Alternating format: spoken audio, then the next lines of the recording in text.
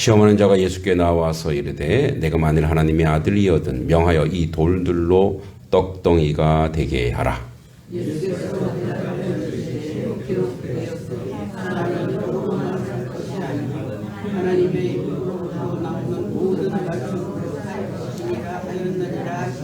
이에 마귀가 예수를 거룩한 성으로 데려다가 성전 꼭대기에 세우고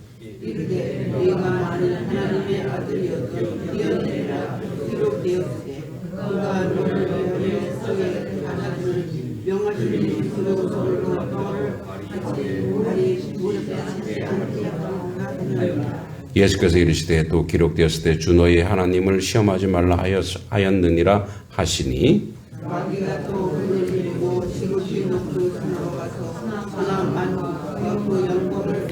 이르되 만일 내게 엎드려 경배하면 이 모든 것을 내게 주리라.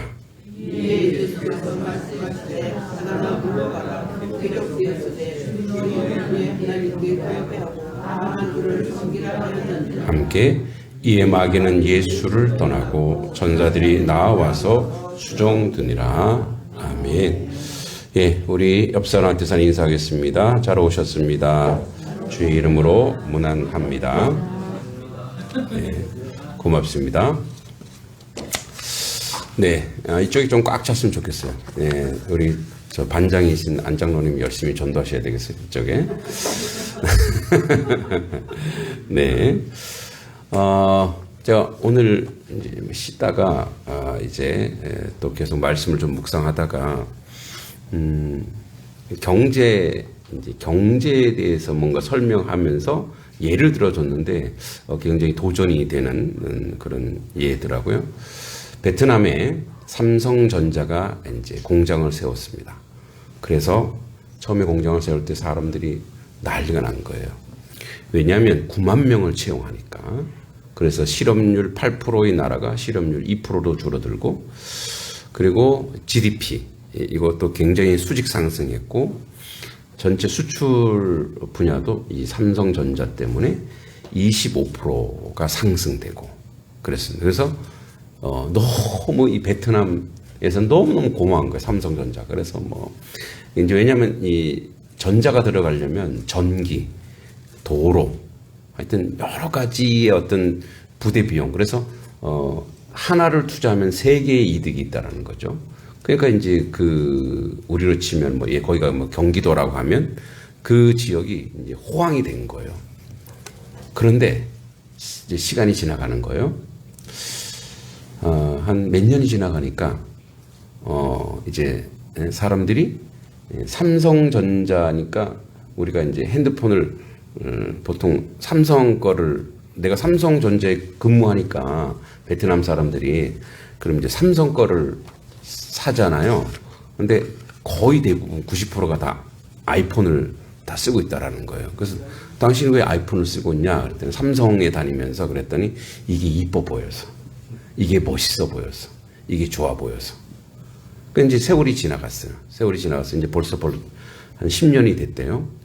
그러니까 이제 삼성도 이제 뭐 세금을 좀 많이 내야 되지 않냐, 뭐도 해야 되는지 요구가 막 많아지는 거예요. 처음에는 너무 감사했어. 근데 이제 혜택을 주기 시작하니까 그 감사가 당연한 권리가 됐어. 그 지금은 삼성이 이제 거기서 발을 빼려고 하는 거예요. 자, 그럼 이제 그렇게 발을 빼면 어떻게 됩니까? 베트남의 경제가 쑥 가라앉는 거예요. 실업률이 다시 쭉 올라가는 거예요. 그러니까 그래서 지금 이제 삼성이 인도로 가려고 준비 중에 있다라는 거죠. 인도로. 왜? 그 인도로 가면 훨씬 더, 왜냐면 이제 이 삼성이 연봉이 삼성 다니는 연봉과 베트남의 일반 사람들 일반 직장 연봉이 삼성이 3배를 많이 준대요. 네. 그 우리를 좀 만약에 내가 5천만 원 받는다 그러면 거기 삼성은 1억 5천 원 주는 거예요.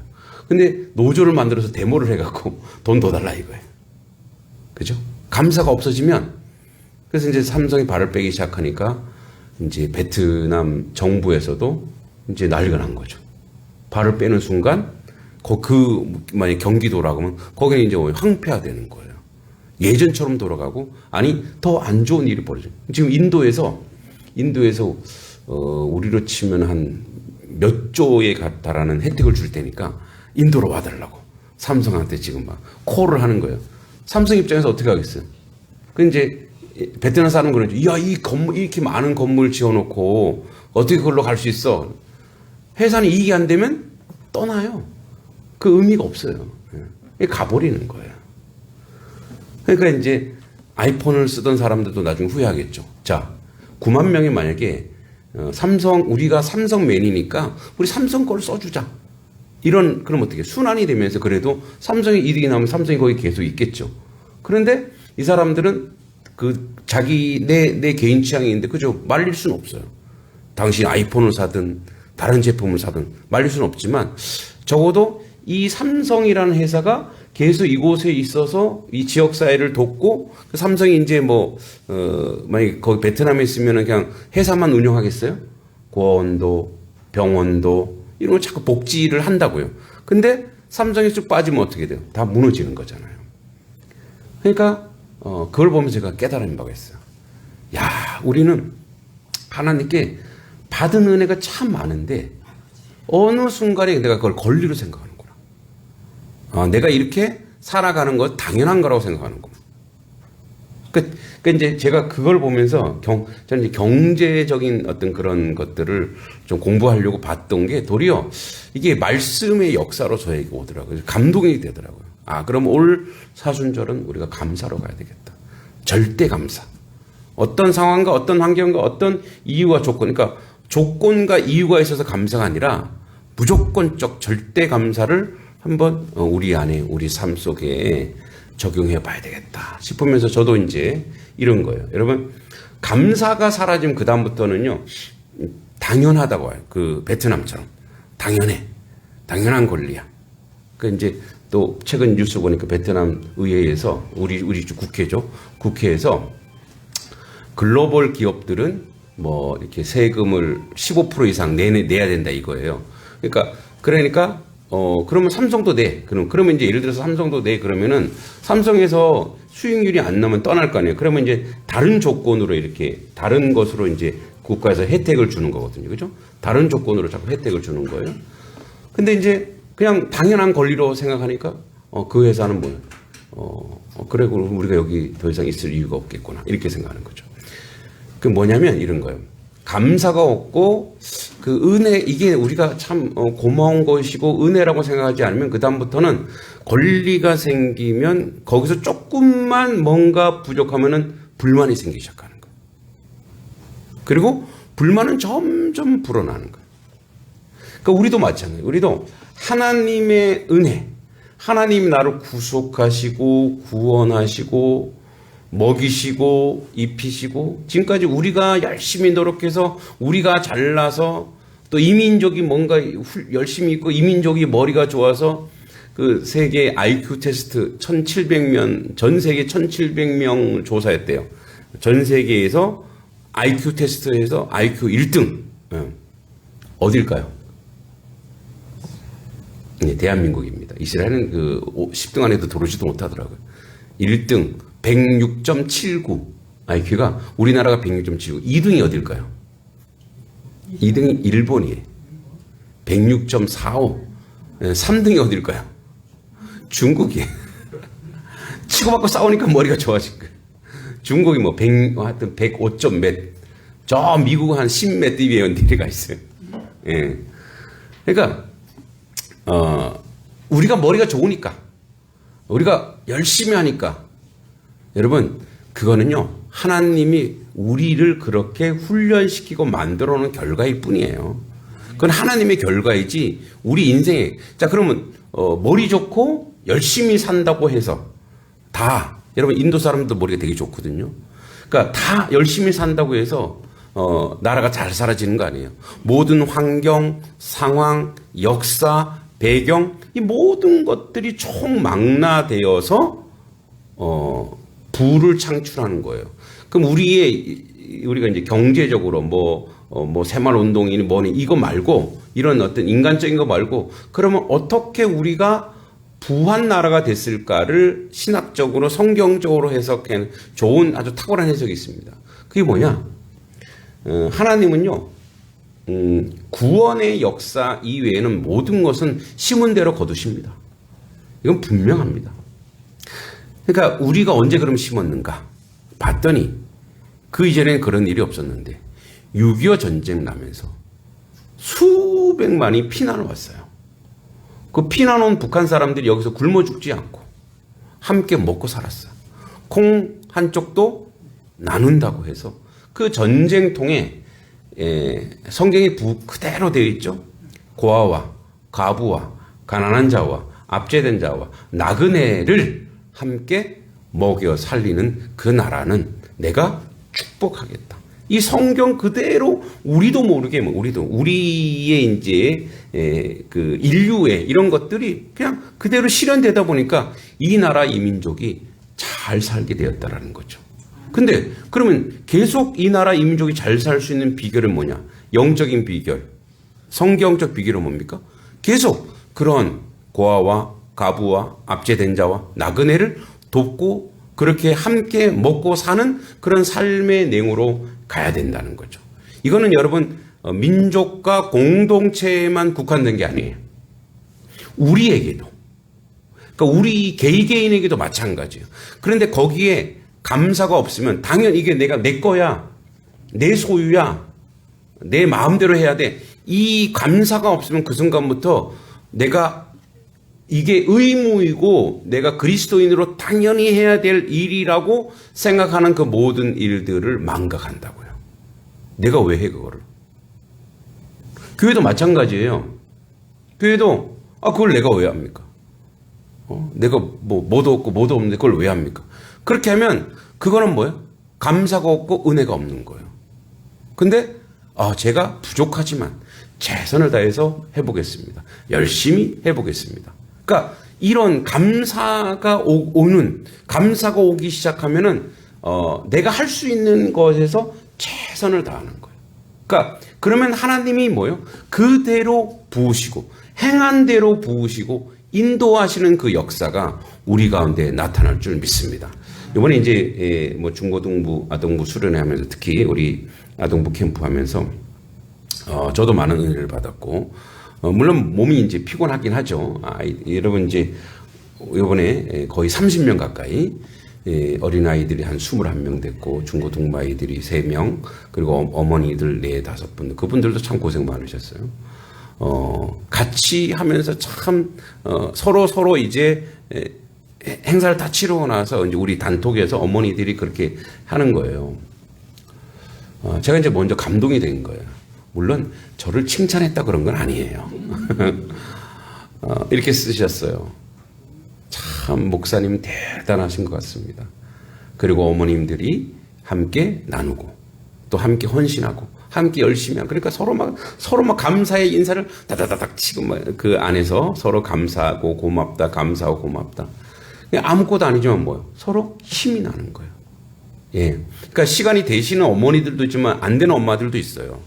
그러니까 안 되시는 엄마들은 그 나름대로 또 감사하고 고맙게 생각하고 또 물질로 후원하고 그래서 여러분 보세요. 우리 이 아동부 캠프는 단석교회 아동부 캠프이긴 하지만 단석교회가 키워나가는 것 같죠? 아니요. 마을에서도 알고 후원하셨어요. 응? 마을에서도 치킨, 피자 거의 30만 원어치 교회도 안 다니는 분이에요. 그런 분 후원하시는 거예요. 여기저기서 함께 먹이고 함께 살리는 거예요. 그게 뭐가 있는 거예요? 그 사람들 왜 그랬겠어요? 그 사람들이 우리에게 돈을 쓰는 게 뭔가 목사님이 나를 위해서 기도 많이 해줄 거야. 그런 것 때문에 한 게 아니에요. 당신 때문에 고맙다. 왜? 이 동네에 어린이들을 당신이 잘 가르쳐주고 당신이 잘 보살펴줘서 고맙다. 뭐가 있는 거예요? 전제가? 감사가 전제가 있는 거예요. 고마움이 전제가 있는 거예요. 여러분, 저도 그래요. 저도 불평불만을 막 쏟아내기 시작하는 순간 관계도 깨져요. 그리고 무너지기 시작합니다. 그리고 사탄은 거기를 아주 뚫고 들어와서 우리를 무너뜨립니다. 자, 예수님께서 보세요. 여러분, 예수님께서 4장 1절에 시험을 성령에 이끌려 마귀에게 시험 받으러 가는 거예요. 근데 여러분 보세요. 잘 보세요. 성령은 성령이 시험을 주는 분은 아니잖아요. 근데 예수님께서 성령으로 이 인도하여 마귀에게 가는 거예요. 마귀 와서 시험하는 게 아니라 이거는 뭐냐면 하나님이 계획하신 섭리라는 거예요. 의도적 시험이라는 거예요. 의도적. 왜 의도했냐? 예수님의 행적은 우리가 봐야 될 행적이에요. 그러니까 우리가 그 길을 간다는 거예요. 그러니까 우리 인생에서 예수님 같은 그 길로 우리를 갈 수밖에 없기 때문에 예수님이 그분은 시험 받을 필요가 없잖아요. 그러니까 그런데 예수님이 의도적으로 이 말씀에 기록된 대로 의도적으로 성령께 이끌려 마귀에게로 시험 받으러 가장 고난이 있는 광야, 아무것도 나지 않는 그 광야, 먹거리가 없고 물도 없는 그 광야로 가서 시험 받으러 주님이 일부러 가시는 거예요. 왜 그랬을까요? 인생 때문에, 우리 인생 때문에. 자, 봐라. 너희들에게 앞으로 이런 시험이 올 거야. 가장 대표 세 가지 시험. 생존의 시험. 그죠? 명예와 권력의 시험. 그죠? 영적인 시험이 올 거야. 근데 이걸 어떻게 해결하는지 극단적으로 묘사한 거예요. 그래서 예수님이 시험 받으러 광야로 가는 거예요. 근데 가장 열악한 조건을 공간에서 만들어졌죠. 광야라는 곳이에요. 바람 불고 또 밤에는 엄청 춥고 그리고 물도 없고 음식도 없고 아무 먹거리도 없어요. 제자들도 없어요. 수하들도 없고 아무것도 없어요.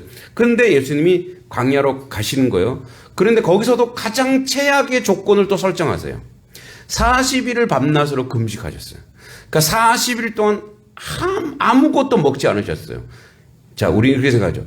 예수님은 하나님이니까. 아니에요. 완전한 인간으로서 이 일을 당하신 거예요. 우리가 똑같은 인간으로 이 일을 그냥 스스로 당하시는 거예요.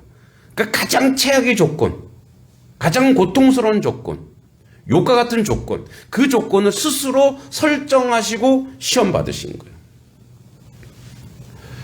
그래서 시험하는 자가 예수께 나와서 이르되 내가 만일 하나님의 아들이거든. 자, 만일, if. 이 마귀가 가장 유혹하는 게 이거예요. 자, 아담과 하와도 마찬가지. 야, 저 선악과 너희가 선악과를 안 먹어서 그렇지 먹어봐. 만일 너희가 먹는다면, 너희가 하나님같이 눈이 밝아질 거야. 만일 이렇게 얘기합니다. 만약에 우상 숭배해봐. 너 복 받을 거야. 만약에 이렇게 하면서 계속 우리 유혹하는 거야. 그래서 내가 만일 하나님의 아들이면 명하여 이 돌들로 떡덩이가 되게 하라. 그런 거예요. 자, 이 돌 가지고 너 하나님의 아들이라며 뭐죠? 자존심을 긁는 거예요. 여러분, 우리가 제일 고통스러운 게 뭡니까? 자존심을 긁을 때. 내가 가장 소중히 여기는 것을 건드릴 때. 그죠? 내가 가장 가치 있게 여기는 것들을 갖다가 흔들 때. 그때 우리는 어떻게 해요? 발끈하죠. 예, 앞뒤가 안 보입니다. 여러분, 우리가 이제 분노할 때, 순간적으로 자기 정체성을 다 잃어버린대요. 화가 나면, 이제 사람이 화가 나면, 그죠? 지금 내가 어디 있는지, 내가 지금 위치가 무엇인지 다 까먹는다는 거예요. 그래서 예수님이 너 하나님의 아들이면, 야, 이 돌을 떡으로 만들 수 있을 거 아니야. 근데 예수님 실제 하셨죠. 오병이의 기적을 나타낼 수 있잖아요. 하실 수 있는 거예요. 그러니까 그랬더니 예수님이 얘기하십니다. 근거를 대시는 거예요. 성경의 기록을. 구약성경이죠. 자, 기록되었을 때 사람이 떡으로만 살 것이 아니요. 자, 이거 다음 읽어봅시다. 같이 시작. 하나님의 입으로부터 나오는 모든 말씀으로 살 것이라. 자, 이거 우리가 이제 요거를 그냥 넘어가면 됩니다. 여기 산다라고 하는 것은 뒤집어 놓고 얘기해 볼게요. 역설적으로 볼게요. 살 것은 어디서 오느냐? 말씀이에요. 인생은 어떻게 사는 인생이냐? 말씀 안에서 살아야 된다라는 거예요. 말씀 밖으로 가면 그러니까 하나님의 입으로부터 나오는 모든 말씀으로 살 것이라고 하는 이 라이프라고 하는 이 인생이라고 하는 것은 하나님 안에서, 창조주 안에서 살아야 된다라는 거예요. 그러니까 여러분, 여기서 살 것은요, 우리가 이제 말씀에 너무 이렇게 포커스를 잡으면 이게 이제 무슨 성경 말씀 이렇게 오해하지 마시고, 물론 성경 말씀도 있어요. 하나님의 입으로 우리가 기도하는 것, 우리가 삶의 모든 것을 하나님과 연결하여 사는 것이 진짜 산다는 거예요. 여러분, 사는 것은 생명이 있는 거죠. 생명이 있는 거예요. 그 생명이 있는 건 뭐예요? 활력이 있어요. 활력이 있는 건 기쁨이 있단 말이에요. 여러분, 살아도 사는 것 같지 않은 삶은 살 것이라고 아니죠. 예. 인생이 지옥 같아. 그건 사는 거 아니에요. 그건 이미 죽은 거예요. 인생이 너무 고통스러워. 그건 죽은 거예요. 인생이 너무 절망스러워. 그건 살 것이 아니에요. 그건 죽은 거예요.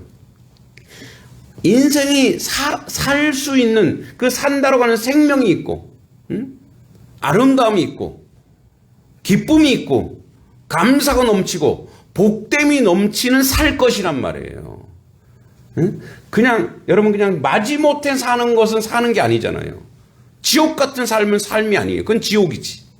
여기서 살 것은 그래서 뭐예요? 우리를 생명력 있게 살게 하고, 우리를 에너지가 넘치게 하고, 우리를 기쁨이 넘치게 하고, 우리를 은혜가 넘치게 하고, 우리가 감사와 기쁨이 넘치게 하는 것.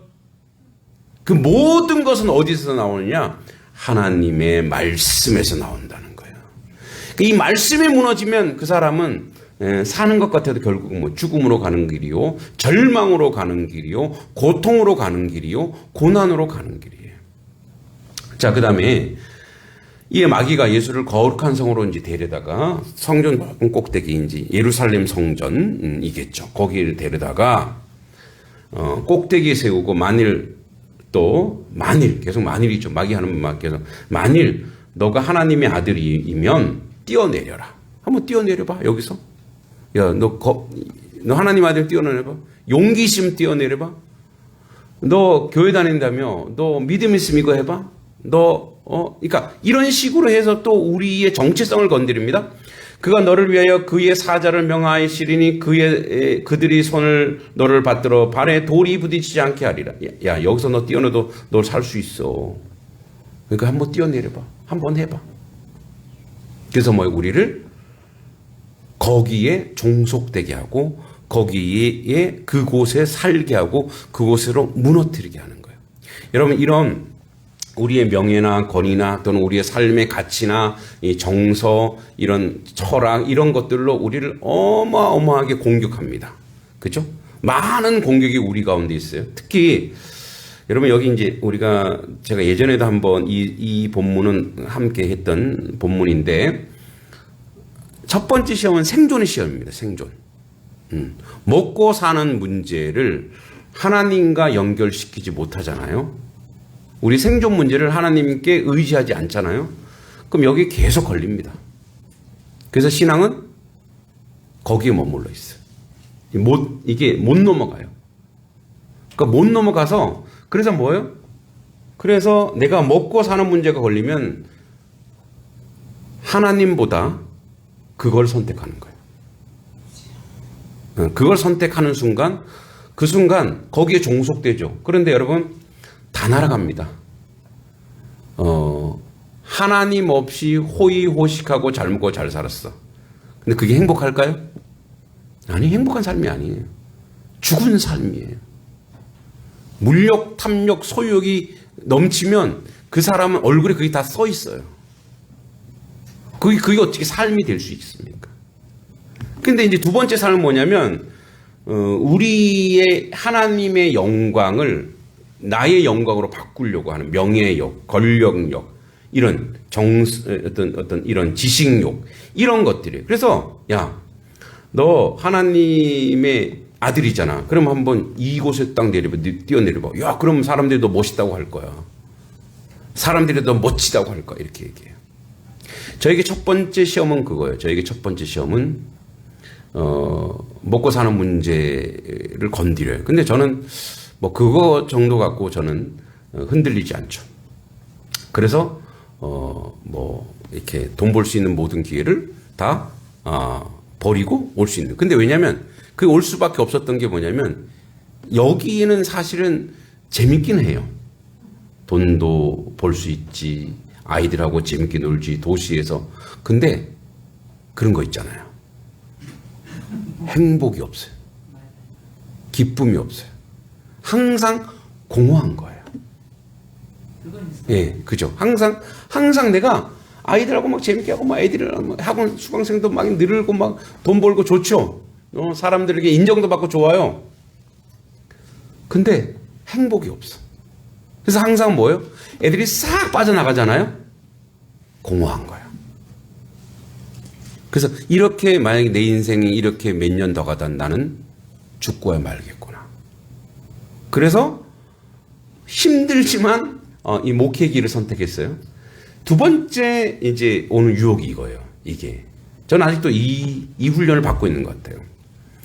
예수 팔아먹고 영광 얻는 거. 예수 팔아 영광 얻는 거.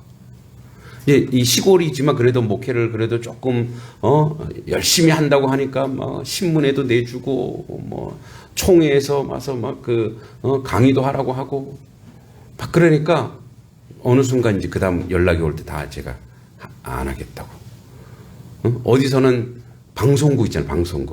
방송국에서도 우린 찍을 게 없다고. 우리 내는 성과가 없다고. 오지 마시라고. 하지 마시라고. 여러분들한테 처음 얘기하는 거지만 계속 제가 하지 마시라고. 만약에 정말 하나님이 그 영광을 받으시고 난 이후에라면 자연스럽게 세상이 알아줄 거라고.